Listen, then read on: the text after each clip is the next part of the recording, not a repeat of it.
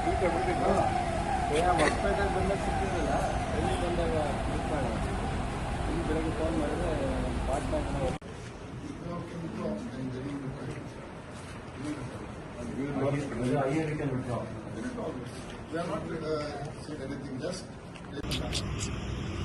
ಇವರು ಮಂತ್ರಿಗಳನ್ನ ಭೇಟಿ ಮಾಡುವಂತ ಕಾರ್ಯಕ್ರಮ ಇಟ್ಕೊಂಡು ಬಂದಿದ್ದೇನೆ. ಇದಲ್ಲದೆ ನಮ್ಮ ಲೀಗಲ್ ಟೀಮ್ ಕೂಡ ಚರ್ಚೆ ಮಾಡುವಂಥದ್ದು. ಈಗ ಯಾದವ್ ಅವ್ರನ್ನ ಭೇಟಿ ಮಾಡಿದ್ದೆ, ಎನ್ವೈರನ್ಮೆಂಟ್ ಮಿನಿಸ್ಟರ್. ಅವ್ರಿಗೆ ನಾನು ರಿಕ್ವೆಸ್ಟ್ ಮಾಡಿದ್ದೀನಿ, ಅವರು ಕನ್ವಿನ್ಸ್ ಆಗಿದ್ದಾರೆ.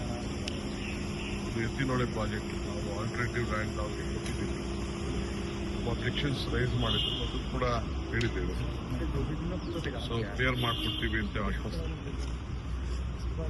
ಕಳಸಾ ಬಂಡೂರಿ ಮಾದಾಯಿ ಏನು ವಿಚಾರ ಇದೆ ಅದು ಅವರು ಜೋಶಿಯವರು ಮತ್ತು ಸ್ಟೇಟ್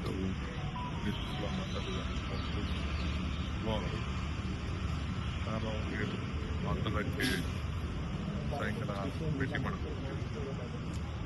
ಬಟ್ ಅಲ್ಲೂ ಕೂಡ ಒಂದು ಸೊಲ್ಯೂಷನ್ನು ಅವರೇ ಕೊಡ್ಬೋದು. ಯಾಕೆಂದರೆ ಕೆಲವು ಲೀಗಲ್ ಆಸ್ಪೆಕ್ಟ್ಸ್ ಇತ್ತು. ಸದ್ಯ ನಮ್ಮವರು ಅವರು ನಮ್ಮ ಸ್ಟೇಟ್ ಇದಕ್ಕೆ ಮೇಲೆ ಮಾಡೋಂಥ ಕೆಲಸದ ಬಗ್ಗೆ ಇಲ್ಲಿರೋಂಥ ಬಗ್ಗೆ ಒಂದು ನೋಟಿಸ್ ಇಶ್ಯೂ ಮಾಡಿದ್ವಿ. ಟೆಕ್ನಿಕಲ್ ಪಾಯಿಂಟ್ ಹೊರ ಬಂದಿದೆ. ಅದ್ರ ಬಗ್ಗೆ ಈಗ ನಮ್ಮ ಲೀಗಲ್ ಟೀಮಲ್ಲಿ ಚರ್ಚೆ ಮಾಡಿದ್ವಿ. ಅವ್ರ ರಾಜ್ಯದ ಏನಾದ್ರು ಮಾತಾಡ್ಬೋದು, ನಮ್ಮ ರಾಜ್ಯಕ್ಕೆ ಏನೋ ಮಾತಾಡ್ಬೋದು. ವೈಲ್ಡ್ ಲೈಫ್ ಅವ್ರ ಪ್ರೊಟೆಕ್ಷನ್ ಅವ್ರು ಮಾಡ್ಕೊಳ್ಳಿ, ತಪ್ಪೇನಿಲ್ಲ. ನಮ್ಮ ರಾಜ್ಯಕ್ಕೆ ಮಾಡೋಕ್ಕೆ ಈಗಾಗಲೇ ಅಲ್ಲೇ ತೀರ್ಮಾನ ಬಂದ್ಬಿಟ್ಟಿದೆ, ತೀರ್ಪು ಬಂದಿದೆ. ತೀರ್ಪು ಬಂದಿರೋದನ್ನ ನಾವು ಟೆಂಡ್ರು ಕರೆದಿದ್ದೀವಿ, ಕೆಲಸ ಕೂಡ ಮಾಡಬೇಕಾಗಿದೆ. ಸೊ ಅದಕ್ಕೆ ಸರ್ಕಾರ, ಕೇಂದ್ರ ಸರ್ಕಾರ ಬದ್ಧವಾದ ತೀರ್ಮಾನ ಮಾಡಬೇಕಾಗಿದೆ. ಸೊ ನಾನಿವತ್ತು ಸಾಯಂಕಾಲ ಪ್ರಹ್ಲಾದ್ ಜೋಶಿ ಅವರು, ಆ ಭಾಗದ ಕೇಂದ್ರ ಸಚಿವರು ಕೂಡ ನಾನು ತಿಳಿಸ್ತೀನಿ. ಅದಾದ್ಮೇಲೆ ಲೀಗಲಿ ನಾವೇನ್ ಮಾಡ್ಬೋದು ಮಾಡ್ತೀವಿ.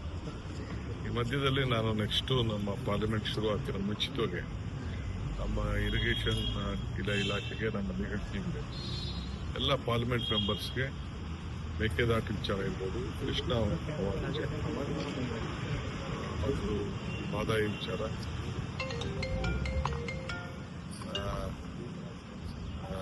ಈ ಆಂಧ್ರ ಪ್ರದೇಶದಿಂದ ಏನು ನಮಗೆ ತುಂಗಾ ವಿಚಾರ, ಇವೆಲ್ಲ ಕೂಡ ಅಪ್ರೈಸ್ ಮಾಡಲಿಕ್ಕೆ ಅವರು ನಮಗೆ ಸಹಕಾರ ಕೊಡಬೇಕು ಅಂತೇಳಿ ಅವರು ತಿಳಿಸ್ಲಿಕ್ಕೆ ನಾನೇ ಬಂದು ಇಲ್ಲಿ ಒಂದು ಸಪ್ರೇಟ್ ಮೀಟಿಂಗ್ ಮಾಡಿ ಅವರ ಗಮನಕ್ಕೆ ತಂದು ಅವರು ಕೆಲ ಒಕ್ಕರದಿಂದ ನಾವು ಏನು ಕೇಂದ್ರ ಸರ್ಕಾರ ಮಾಡಿ ಒತ್ತಾಯ ಮಾಡಬೇಕು, ರಾಜ್ಯದ ಹಿತ ಕಾಪಾಡಬೇಕು, ಅದನ್ನು ಕೂಡ ಅವರ ಗಮನಕ್ಕೆ ತರುವಂತ ಕಾರ್ಯಕ್ರಮ ರೂಪಿಸ್ತಾರೆ. ಸರಿ, ಎತ್ತಿನ ಹೊಳೆದು 423 ಎಕರೆ ಅರಣ್ಯ ಬಳ ಯಾಕೆ ನಾವು ಆಲ್ಟರ್ನೇಟಿವ್ ಲ್ಯಾಂಡ್ ಕೊಟ್ಟಿದೀವಲ್ಲ.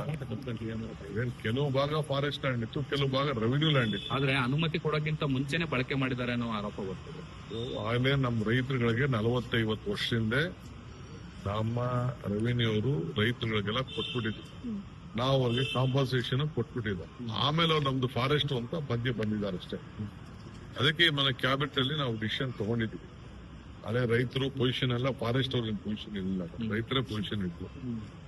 ಅವ್ರು ಬಿಟ್ಕೊಟ್ಟಿದ್ರು, ಕೆಲಸ ಕೂಡ ಹೆಚ್ಚು ಕಮ್ಮಿ ಅರ್ಧ ಕೆಲಸ ಮಾಡ್ಬಿಟ್ಟಿದ್ವಿ. ಈಗ ಅದಕ್ಕೆ ಆಯ್ತು, ಫಾರೆಸ್ಟ್ ಆದ್ಮೇಲೆ ಫಾರೆಸ್ಟ್ ಲ್ಯಾಂಡ್ ಕೊಟ್ಟಿದೀವಿ. ಈಗ ಅದನ್ನ ಮಣ್ಣಾಕದ್ಗೆ ತಗರಲ್ಲಿ ಹಾಕೊಂಡು ಕೂತಿದ್ರು. ಭೂಮಿ ಮಣ್ಣನ್ನು ಪಕ್ಕದಲ್ಲಿ ಹಾಕದೆ ಇನ್ನೇನು ಈಗ 25 ಕಿಲೋಮೀಟರ್ ದೂರದಲ್ಲಿ ಹಾಕಿ ಅಂತ ಹೇಳ್ತಾ ಇದ್ರೆ ಆಯ್ತು, ಅದಕ್ಕೂ ಒಪ್ಕೊಂಡಿದ್ದೀವಿ ನಾವು. ಸದ್ಯಕ್ಕೆ ಕೆಲಸ ಆಗ್ಬೇಕು. ಈಗಾಗಲೇ 24,000 ಕೋಟಿ ರೂಪಾಯಿ ಇನ್ವೆಸ್ಟ್ಮೆಂಟ್ ಮಾಡಬೇಕು. ಅದಕ್ಕೆ ವಿಚಾರ ತಿಳಿಸಿದೀವಿ. ಕ್ಲಿಯರೆನ್ಸ್ ಮಾಡ್ತಾರೆ ಅನ್ನೋ ಒಂದು ವಿಶ್ವಾಸ ನಮಗಿದೆ. ರಂಭಾಪುರಿ ಶ್ರೀಗಳು ಡಿ.ಕೆ. ಶಿವಕುಮಾರ್ ಅವ್ರಿಗೂ ಕೂಡ ಸಿಎಂ ಆಗ್ಬೇಕು, ಅವ್ರಿಗೂ ಒಂದು ಅವಕಾಶ ಸಿಗ್ಬೇಕು ಅಂತ ಹೇಳಿದ್ದಾರೆ. ನೀವೇನ್ ಹೇಳಿ? ಅದೆಲ್ಲ ಆಮೇಲೆ ಮಾತಾಡೋಣ. ಈಗ ಸದ್ಯಕ್ಕೆ ರಾಜ್ಯದ Annabhagya due to unavoidable circumstances, I don't know what were the circumstances. Again, I am meeting the Honorable Minister of Water Resources. See that award is with us. The second is that we have two major issues pending. One is for bringing two of them are for drinking water. One is Khalsa Banduri and other is that Etinole project. It is already on the pipeline. Both was being Etinoli is almost in a verge of 60%, 70% of the work is over. But due to some technical reason, it has been stopped by the forest department. So we have given them an alternative land. There is a very big project and a very marvelous aqueduct also has been connected, built up there. It's one of the Asia's largest, biggest aqueduct, 10.4 kilometers, which has already been published in the national, international media also. And apart from that, on Kalsa Bandali project, I think the minister said that they have come to some conclusions in discussing with the counterpart. I'm meeting the other central minister also in this regard to see that.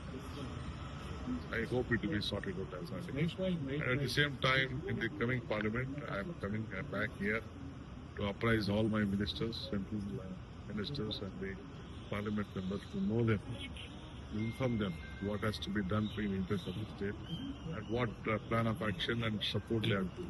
Sir, is there any political meeting also you want to have? Maybe, I don't know, but the day after tomorrow, myself, Sitrama, my general secretary, we are meeting. Some small political. Yes, since he has been appointed OBC, your inter-party chairman. So, is this related to that also?